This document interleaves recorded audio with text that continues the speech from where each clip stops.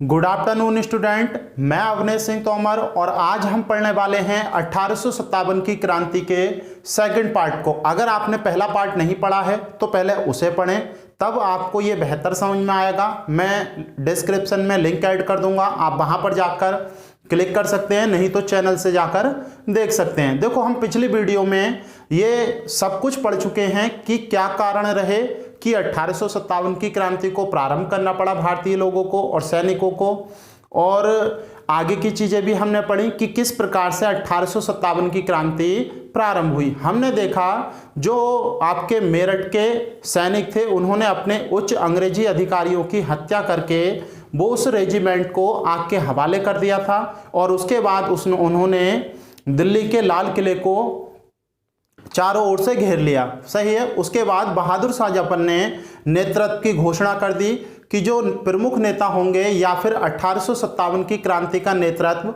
बहादुर शाह जफर द्वितीय के यानी कि भारत के बादशाह के अंतर्गत किया जाएगा। फिर उन्होंने क्या किया भाई, सैनिकों के कहने पर जितने भी शासक थे या छोटे मोटे राजा या नवाब जो बहादुर शाह जफर के अंतर्गत आते थे और अंग्रेजों के कुशासन के विद्रोही थे, उन सभी को पत्र भेजा और कहा हम अंग्रेजों के खिलाफ एक क्रांति का आह्वान कर रहे हैं और इस क्रांति में आप सभी हमारा सहयोग कीजिए। तो दिल्ली से अब पूरे उत्तर भारत में यह क्रांति प्रारंभ होने वाली है।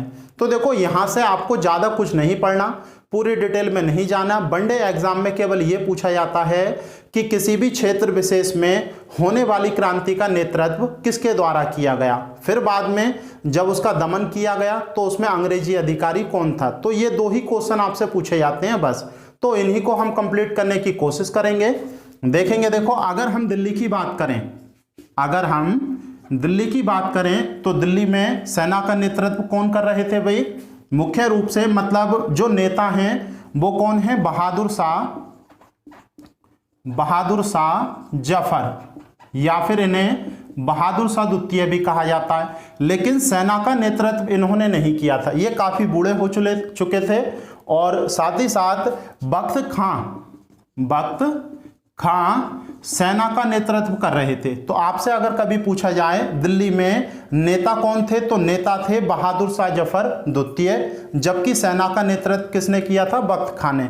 और अगर हम बरेली की बात करें तो बरेली में मुख्य रूप से सेना के नेतृत्व करता थे खान बहादुर खान। ये क्वेश्चन पूछा जा चुका है भाई। अगर दिल्ली से नीचे की ओर हम बढ़े, मथुरा की बात करें भाई, तो मथुरा में देवी सिंह जिन्होंने 1857 की क्रांतियों में मथुरा की रेजिमेंट में जो अंग्रेजी अधिकारी थे उनकी हत्या कर दी और रेजिमेंट को आग के हवाले और खुद को वहां का बहादुर शाह जफर के अंतर्गत नेता घोषित कर दिया था। इसके बाद देखेंगे, देखो कानपुर में, अगर हम कानपुर की बात करें तो नाना साहब यहाँ के नेता थे, लेकिन इनके जो सेनापति थे वो थे आपके तात्या टोपे।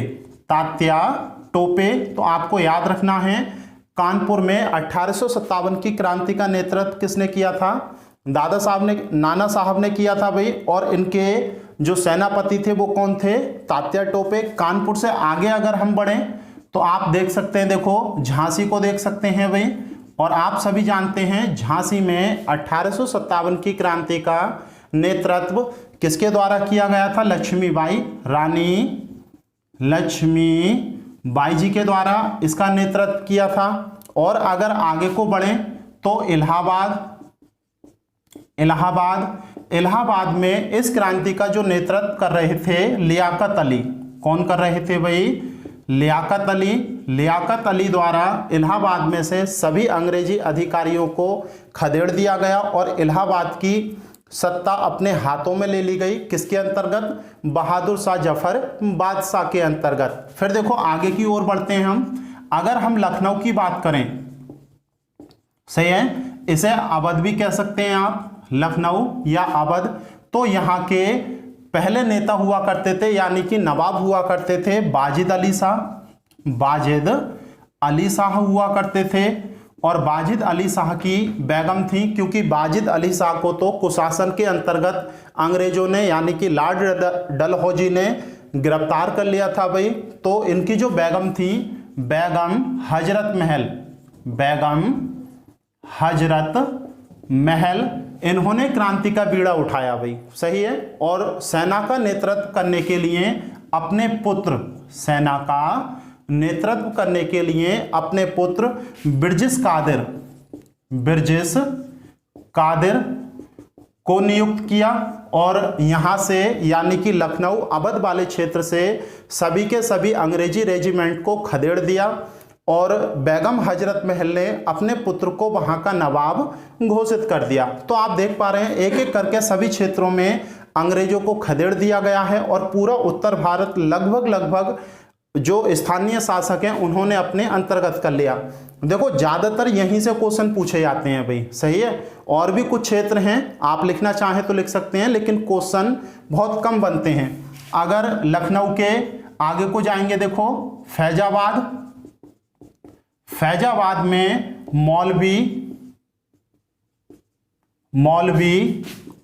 मौलवी जी के द्वारा किया गया था भाई। मुख्य रूप से आपको याद रखना है मौलवी अहमदुल्ला द्वारा यहां का नेतृत्व किया गया था। अगर आगे की बात करें लखनऊ से गोरखपुर, तो गोरखपुर में मुख्य रूप से गजाधर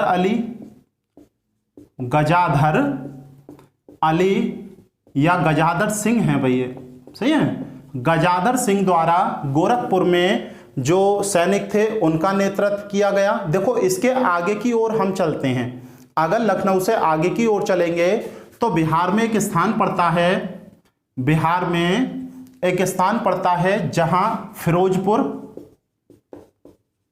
फिरोजपुर और फिरोजपुर का जो नेतृत्व किया गया था मुख्य रूप से जगदीशपुर है भैया, क्या है जगदीशपुर। और जगदीशपुर का जो नेतृत्व किया गया है वो मुख्य रूप से कुंवर सिंह। देखो कुंवर सिंह के बारे में हम बात करेंगे भी भाई। कुंवर सिंह एक जमींदार हुआ करते थे और लॉर्ड डलहौजी द्वारा इनकी जमींदारी को हड़प लिया गया था। तो ये अंग्रेजों के खिलाफ इसलिए थे और 1857 की क्रांति में जब जगदीशपुर की जमींदारी इनसे चली गई तो ये अंग्रेजों के खिलाफ खड़े हो गए। जगदीशपुर में कुंवर सिंह और इनके भाई थे अमर सिंह, कुंवर सिंह और अमर सिंह। तो इन्होंने मुख्य रूप से अंग्रेजों से लोहा लिया, बहुत लंबे समय तक ये अंग्रेजों के खिलाफ लड़े। इससे आगे की ओर भी आप जाना चाहें तो पश्चिम बंगाल में भी देखेंगे। देखो पश्चिम बंगाल में सोनार गांव क्षेत्र है, सोनार गांव। तो वहां के एक नेता हैं अजीमुल्ला, तो अजीमुल्ला द्वारा यहां का नेतृत्व किया गया। अगर असम की बात करें तो असम में मुख्य रूप से मनीराम दत्ता और करदेपेश्वर इनके द्वारा असम में नेतृत्व किया गया था भाई सैन्य टुकड़ी का। तो आप देख पा रहे हैं अगर हिमाचल तक बात करें तो हिमाचल प्रदेश तक अंग्रेजों को खदेड़ दिया गया था भाई। हिमाचल प्रदेश में जो कुल्लू पड़ता है, सही है, कुल्लू वाले क्षेत्र में प्रताप सिंह और इनके भाई वीर सिंह, सही है, वीर सिंह, इन दोनों के द्वारा सैनिकों को खदेड़ दिया गया था, अंग्रेजी सैनिकों को। और देखो ज्यादातर नहीं पूछा जाता। अगर राजस्थान वाले क्षेत्र की बात करें तो राजस्थान वाले क्षेत्र में जयदयाल और हरदयाल इनके द्वारा मुख्य रूप से सेना का नेतृत्व किया गया था। तो केवल इतने ही देख लेते हैं हम। अब देखो एक दो बातें आप ध्यान से सुने। आप देख पा रहे होंगे लगभग पूरे उत्तर भारत से अंग्रेजी सैनिकों को खदेड़ दिया गया है। जितने भी अंग्रेजी रेजिमेंट हैं या तो उन्हें स्थानीय शासकों ने अपने कब्जे में ले लिया, नहीं तो आगजनी के हवाले कर दिया। तो उत्तर भारत में से तो अंग्रेज सफा हो गए हैं यहाँ से। तो आपको याद रखना है ये जो 1857 की क्रांति है इसका प्रभाव केवल उत्तर भारत में ही दिखाई देता है, दक्षिण भारत में इसका प्रभाव हमें नहीं दिखाई देता है। और इस समय अंग्रेजों को एक बार ऐसा लगने लगा था कि उत्तर भारत की सत्ता हमारे हाथ से जा चुकी है। सही है। इसके बाद देखो हुआ क्या, जब अंग्रेजी सैनिक यहां से चले गए, और इसका एक कारण भी ये था, इसका कारण ये प्रमुख था कि अंग्रेजी रेजिमेंट में स्थानीय सैनिकों की अपेक्षा ज़्यादा सैनिक नहीं थे, तो आसानी से अंग्रेजी सैनिकों को वहाँ से खदेड़ दिया गया। मतलब रेजिमेंट में गिने चुने लोग होते थे और स्थानीय लोग बहुत अधिक मात्रा में, तो आसानी से उन्हें वहाँ से खदेड़ दिया गया। फिर बाद में अंग्रेजों ने क्या करा, कुछ इंग्लैंड से सैनिक बुलाए और कुछ दक्षिण भारत से, और एक बहुत बड़ी सेना तैयार करके फिर एक बार उत्तर भारत को अपने अधीन करने के लिए इन्होंने कार्यक्रम चलाया भाई, या फिर हमला किया, आप ऐसे कह सकते हैं। तो देखेंगे, देखो एक चीज और याद रखनी है, जब ये सब क्रांति चल रही है उत्तर भारत में, उस समय में एक बात और याद रखनी है, जो अंग्रेजों के CIC हैं, जो अंग्रेजों के CIC मतलब सेना के सर्वोच्च अधिकारी, कमांडर इन चीफ, वो हैं एनिसन। क्या है भाई? एनिसन है। तो एनिसन के द्वारा उत्तर भारत में जब क्रांति को कंट्रोल नहीं किया गया तो इन्हें इनके पद से हटा दिया गया। एक दूसरे योग्य व्यक्ति को यहां पर बिठाया गया, उनका नाम है कैंपेबेल। क्या नाम है भाई? कैंपेबेल। और ये बहुत ही योग्य व्यक्ति है भाई, ये बहुत ही योग्य व्यक्ति है। तो 1857 की क्रांति में देखो क्वेश्चन पूछा जाता है, कमांडर इन चीफ कौन था अंग्रेजों का? तो एनिसन थे, लेकिन बाद में कौन बना? कैंपेबेल। और एक क्वेश्चन ये भी पूछा जाता है कि उत्तर भारत की अधिकांश क्रांतिकारी क्षेत्रों में क्रांति को दमन किसने किया था? तो सर्वाधिक दमन इसी के द्वारा किया गया था, कैंपेबेल के द्वारा। कैंपेबेल ने ही देखो लखनऊ, आप लिख लें इसे, लखनऊ की क्रांति का दमन, यानी कि इसे पुनः अपने अधिकार में लेने का श्रेय किसे जाता है? कैंपेबेल को। और कानपुर की क्रांति को भी समाप्त करने का श्रेय किसे जाता है? कैंपेबेल को ही जाता है। तो ये दोनों क्षेत्र प्रमुख थे जहां पर बड़े बड़े शासकों ने अपने क्षेत्र में ले लिया था। तो ये वाली चीज याद रखेंगे। एक दो और याद रखनी है। देखो अगर आपसे पूछा जाए बरेली में दमनकर्ता कौन था क्रांति का? तो विंसेंट आयर। कौन थे भाई? Vincent Eyre. अगर दिल्ली में पूछा जाए तो दिल्ली में निकलसन और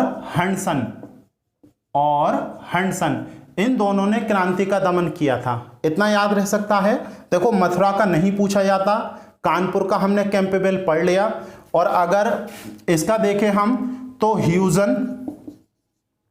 ह्यूजन और स्मिथ मुख्य रूप से झांसी में क्रांति के दमनकर्ता बने भाई। ह्यूजन और स्मिथ दोनों ने झांसी में इसे दबाया। और देखो इलाहाबाद का बहुत पूछा जाता है, इलाहाबाद में मुख्य रूप से क्रांति का दमन किसने किया? तो आपको याद रखना है कर्नल नील द्वारा इसका दमन किया गया था भाई। सही है, यह पूछा जाता है। कभी कभी देखो फैजाबाद का भी पूछ लिया जाता है। तो फैजाबाद का याद रखना, जनरल रेनार्ड द्वारा इसका दमन किया गया। और जगदीशपुर का जरूर पूछा जाता है भाई। तो जगदीशपुर का वहां पर जगह नहीं है, मैं यहां पर लिख देता हूं, आप देख सकते हैं। देखो एक तो है विंसेंट आयर, तो इन्हें याद रख लेना। बस इतना ही आपसे पूछा जाएगा, ज्यादा आगे की चीज नहीं पूछी जाएंगी। तो देखो दो पोर्शन यहां पर हमने कंप्लीट कर लिए हैं। एक तो क्रांति का विस्तार किस प्रकार से हुआ और उसका दमन किस प्रकार से किया गया। तो यहां से आपके शायद कोई क्वेश्चन नहीं बच पाएगा भाई। इसके बाद देखो हम पढ़ते हैं कि इस क्रांति का परिणाम हुआ क्या। सही है, क्योंकि हमने बात की थी भाई पिछली वाली वीडियो में, हम पूरी क्रांति को टॉपिक वाइज पढ़ेंगे। कैसे पढ़ेंगे? टॉपिक वाइज पढ़ेंगे। तो कई सारे टॉपिक हमने लिखे थे, आप देख सकते हैं कि पिछली वाली वीडियो में हमने 1857 की क्रांति को किस प्रकार से विभाजित किया है। तो अब पढ़ रहे हैं हम परिणाम। क्या पढ़ रहे हैं भाई? 1857 की क्रांति के परिणाम। सबसे पहला तो क्रांति असफल हो गई, क्रांति असफल हो गई। क्यों? क्योंकि क्रांति का दमन कर दिया गया। सही है। अगला, इसके कारण भी अभी पढ़ेंगे। और देखो, इसका परिणाम सबसे प्रमुख ये निकला कि कंपनी का शासन भारत में खत्म हो गया, कंपनी का शासन भारत में समाप्त हो गया। ब्रिटिश क्राउन का शासन प्रारंभ हो गया, यानी कि महारानी का शासन लागू हो गया, ब्रिटेन की संसद का शासन लागू हो गया। तो ये वाली बात आपको याद रखनी है।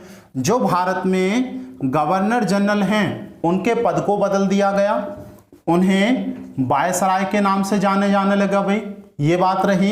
इसके बाद देखो और भी बहुत सारी बात कही गई, जो इन्होंने ये भी कहा कि अब अंग्रेजी शासकों द्वारा भारतीय समाज और धर्म में कोई भी हस्तक्षेप नहीं किया जाएगा। जैसे पहले हस्तक्षेप किया जा रहा था, तो ये आश्वासन दिया गया कि अब भारतीय समाज और धर्म में कोई भी हस्तक्षेप अंग्रेजी अधिकारी या शासकों द्वारा नहीं किया जाएगा। इसमें देखो ये कारण और देख लेते हैं कि मुख्य रूप से 1857 की क्रांति के असफल होने के कारण क्या रहे। सबसे पहला कारण तो यही है कि कुशल नेतृत्वकर्ता कोई नहीं था, कुशल नेतृत्वकर्ता कोई नहीं था। सही है। पूरी क्रांति का नेतृत्व किसे सौंपा गया था? बहादुर शाह को सौंपा गया था भी, बहादुर शाह जफर को, जो दिल्ली के बादशाह थे, लेकिन वो बूढ़े हो चुके थे और अंग्रेजी शासकों से या अंग्रेजों की शक्ति से पहले ही घबरा रहे थे, और जबरदस्ती पूरी क्रांति की कमान आपकी इन्हें सौंपी गई थी। तो सबसे बड़ा कारण तो यही निकला। और दूसरा कि जो भारतीय थे, भारतीय उनके पास संसाधन कम थे, उनके पास लड़ने के लिए संसाधन कम थे, जबकि अंग्रेजों के पास ज़्यादा थे भाई, अंग्रेजों के पास ज़्यादा संसाधन थे। तो एक बड़ा कारण ये भी बना। इसके बाद देखो, जो मध्यम वर्ग है, मध्यम वर्ग के द्वारा क्रांति में शामिल ना होना, द्वारा क्रांति में शामिल ना होना, यह भी बहुत बड़ा कारण था। और कुछ स्थानीय शासक जो अंग्रेजों की सत्ता के अधीन थे, उन्होंने भारतीयों के खिलाफ अंग्रेजों का साथ दिया, यह भी एक बहुत बड़ा कारण था। और देखो, सबसे प्रमुख कारण यह भी माना जाता है कि राष्ट्रीयता की कमी थी। इस क्रांति में राष्ट्रीयता की कमी थी और लोग निजी स्वार्थ के लिए लड़ रहे थे। जैसे इसके बारे में मैं देखो एक दो बातें आपको बताता हूं। जैसे अगर बात करें कानपुर की, तो नाना साहब कोई देश के लिए नहीं लड़ रहे थे, उन्होंने अंग्रेजों से पहले ही बात की थी कि उनके जो पिता थे आपके बाजीराव द्वितीय, उनके मरने के बाद उनकी पेंशन को आजीवन कर दिया जाए, लेकिन अंग्रेजों ने ये बात मानने से मना कर दी। तो अंग्रेजों के खिलाफ नाना साहब ने इस कारण लड़ाई लड़ी थी। सही है। अगर आपकी झांसी की रानी लक्ष्मीबाई की बात करी जाए, तो वो भी देश के लिए नहीं लड़ रही थी भाई, उनका भी अपना निजी स्वार्थ था कि उनकी पति के मृत्यु के बाद उनका जो दत्तक पुत्र था वह उसे अगला शासक घोषित करना चाह रही थी। लेकिन आप जानते हैं भाई, लॉर्ड डलहौजी ने यह नीति चलाई थी राज्य हड़प की कि कोई भी दत्तक पुत्र शासक नहीं बन सकता। तो जब अंग्रेजों ने नहीं मानी ये बात, तो जो आपकी झांसी की रानी थी वो इसलिए खिलाफ हुई।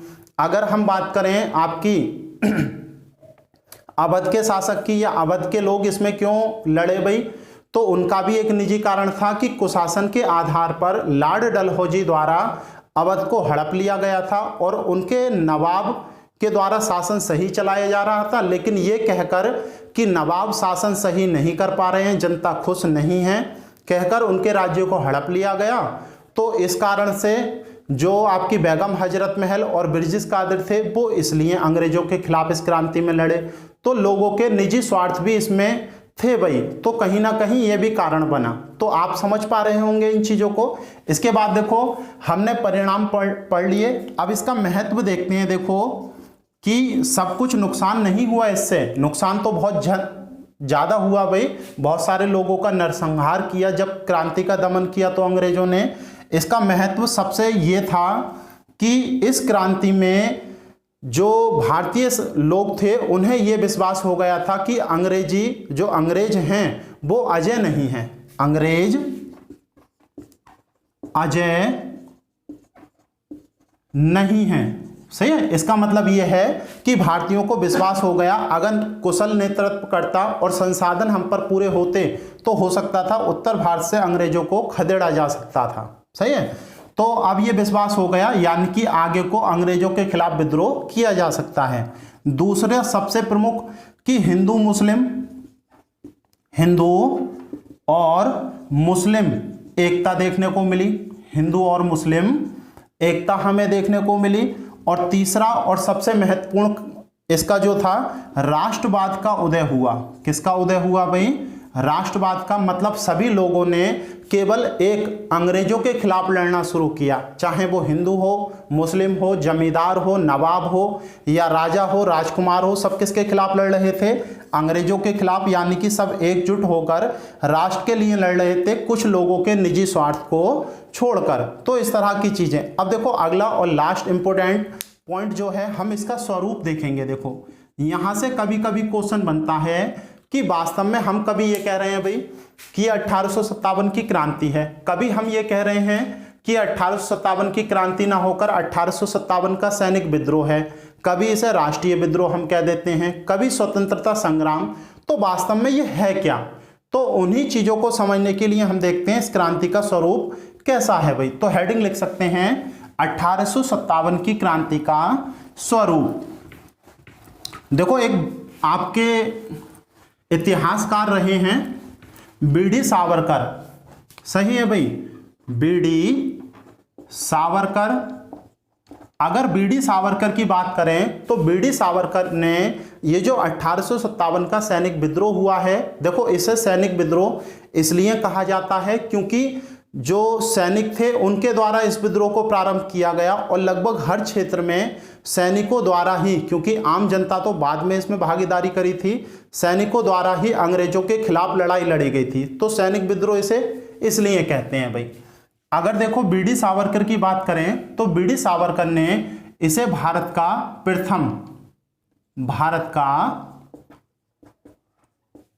प्रथम स्वतंत्रता संग्राम कहा है। स्वतंत्रता संग्राम, तो ये लाइन याद रखनी है भाई। भारत का प्रथम स्वतंत्रता संग्राम 1857 के विद्रोह को किसने कहा भाई? बीडी सावरकर ने। सही है। देखो इसके बाद एक राइटर और आते हैं आरसी मजूमदार। तो आरसी मजूमदार ने कुछ अलग तरीके से कहा है भाई। इन्होंने ये कहा, ना तो यह भारत का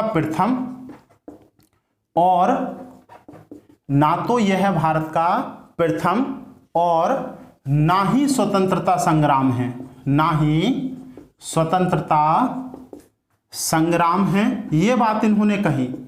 सही है। अपितु यह मात्र एक सैनिक विद्रोह है। तो देखो इस लाइन को मैं आपको समझाता हूं। सैनिक विद्रोह है, ये बात इन्होंने कही भाई। इसका मतलब ये है, ना तो ये पहली बार हो रहा है, इससे पहले भी भारतीयों द्वारा अंग्रेजों के खिलाफ जगह जगह छोटी छोटी लड़ाइयां होती रही हैं। तो इसलिए कहा ना तो ये पहली बार है और ना ही ये स्वतंत्रता संग्राम है। सही है।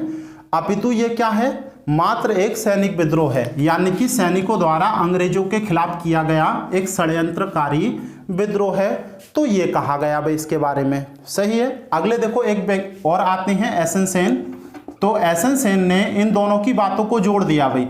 एस एन सेन ने कहा प्रारंभ में तो यह मात्र एक सैनिक विद्रोह था। पूरी बात लिखना। प्रारंभ में तो ये एस एन सेन के अनुसार 1857 की जो क्रांति है, प्रारंभ में तो एक प्रकार का सैनिक विद्रोह था, लेकिन बाद में जब आम जनता ने भी इसमें भागीदारी शुरू कर दी, तो जब आम जनता भागीदारी कर देती है तो वो स्वतंत्रता संग्राम का स्वरूप ले लेती है। तो इन्होंने कहा कि प्रारंभ में तो यह मात्र एक सैनिक विद्रोह था, लेकिन अपने अंतिम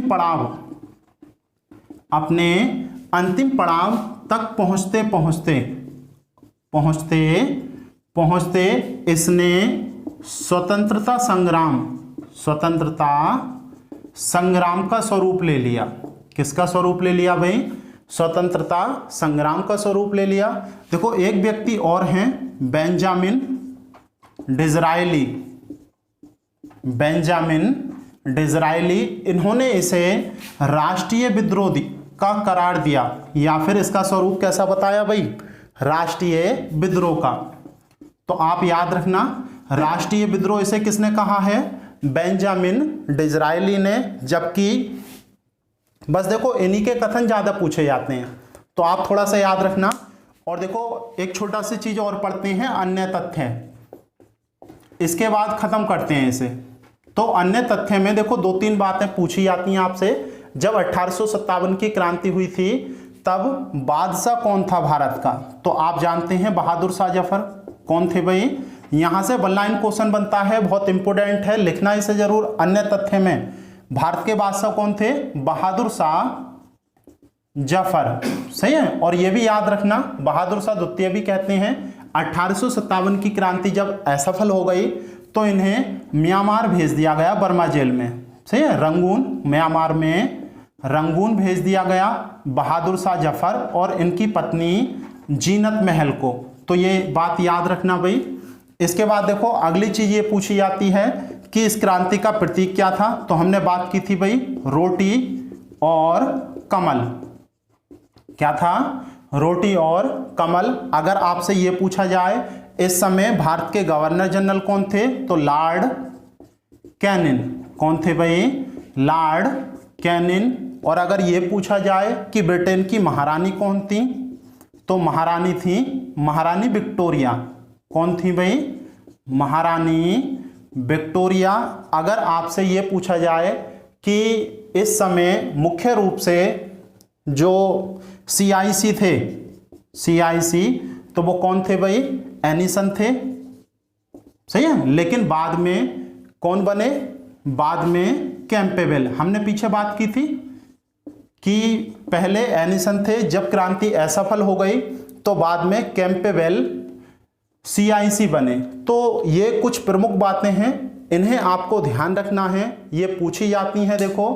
और इससे संबंधित आप क्वेश्चन करके देखना। अगर कहीं भी कोई भी प्रॉब्लम आती है तो कमेंट बॉक्स में ज़रूर बताना। आपको कोई कमी लगती है तो भी कमेंट बॉक्स में ज़रूर बताना। धन्यवाद।